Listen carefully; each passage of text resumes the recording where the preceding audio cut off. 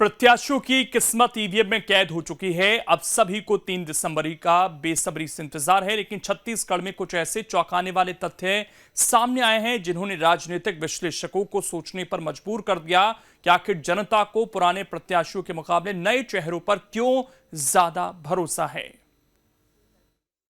छत्तीसगढ़ में विधानसभा चुनाव में दूसरे चरण के मतदान के बाद चौंकाने वाला आंकड़ा सामने आया है। जिन सीटों पर भाजपा और कांग्रेस दोनों दलों ने नए चेहरों को मैदान में उतारा है, वहां 2018 के मुकाबले इस बार ज्यादा मतदान हुआ है। नए चेहरों वाली 53% सीटों पर मतदान का प्रतिशत बढ़ा है, जबकि जिन सीटों पर दोनों दलों के पुराने चेहरे आमने सामने हैं, उनमें से 54% सीटों पर मतदान का प्रतिशत कम हुआ है।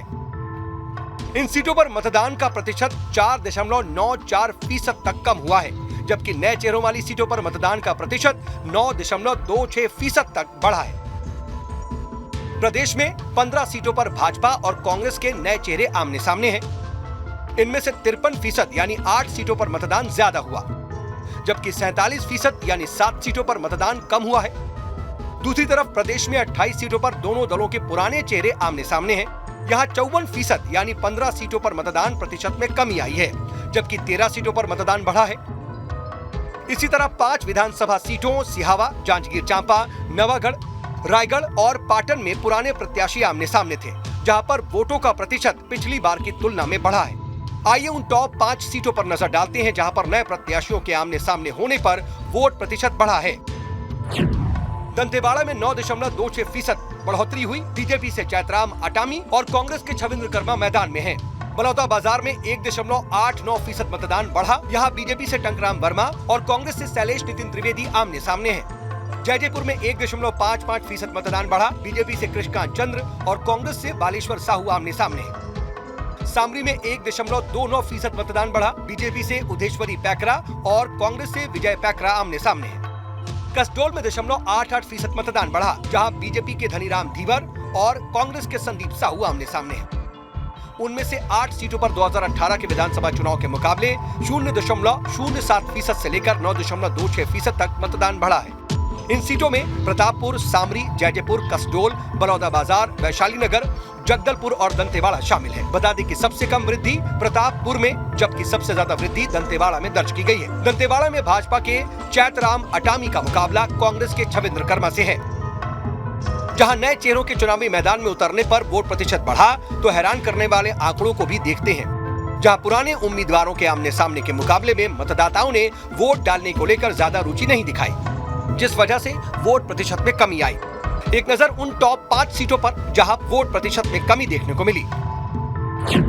बिलासपुर में 4.96% मतदान में कमी आई, जहां बीजेपी के अमर अग्रवाल और कांग्रेस के शैलेश पांडे आमने सामने हैं। कोरबा में 4.79% कमी आई, जहां बीजेपी के लाखन लाल देवांगन और कांग्रेस के जय सिंह अग्रवाल आमने सामने हैं। वहीं बिल्हा में 4.15% वोटों में कमी आई, जहां बीजेपी के धर्मलाल कौशिक और कांग्रेस के सियाराम कौशिक आमने सामने हैं। वहीं रायपुर पश्चिम में 4.15% वोटिंग में कमी आई, जहां बीजेपी के राजेश मूणत और कांग्रेस के विकास उपाध्याय आमने सामने। वहीं रामपुर में 4.08% कमी आई, जहां बीजेपी के ननकीराम कंवर और कांग्रेस के फूल सिंह राठी आमने सामने हैं।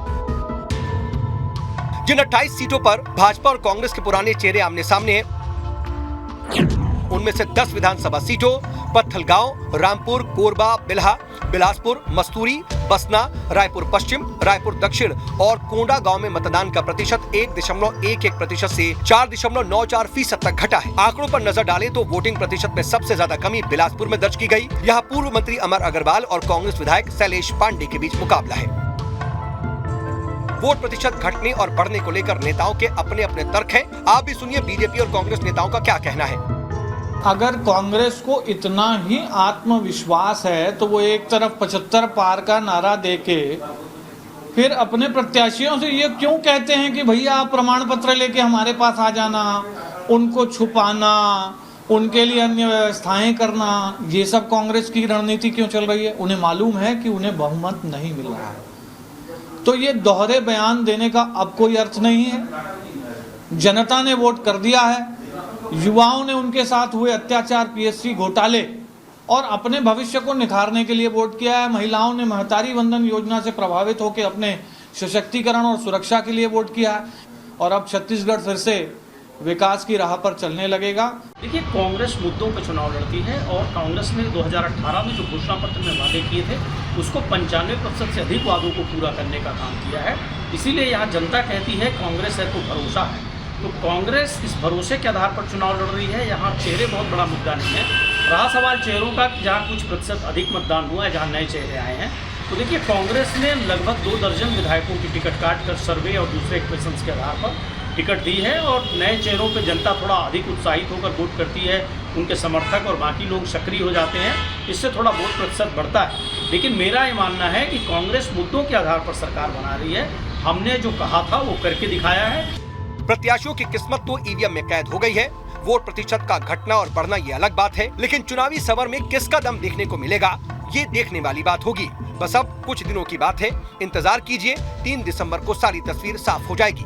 विधानसभा चुनाव में दूसरे चरण के मतदान के बाद चौंकाने वाले आंकड़े सामने आए हैं। जिन सीटों पर भाजपा और कांग्रेस ने नए प्रत्याशियों को मौका दिया था, वहां पिछले बार के मुकाबले इस बार मतदान का प्रतिशत अधिक रहा है। तो वहीं जिन सीटों पर पुराने चेहरों को मौका दिया गया था, वहां कम मतदान हुए हैं। ऐसे में इसका फायदा किन पार्टी को होता है, यह तो 3 तारीख को मतगणना में ही पता चलेगा।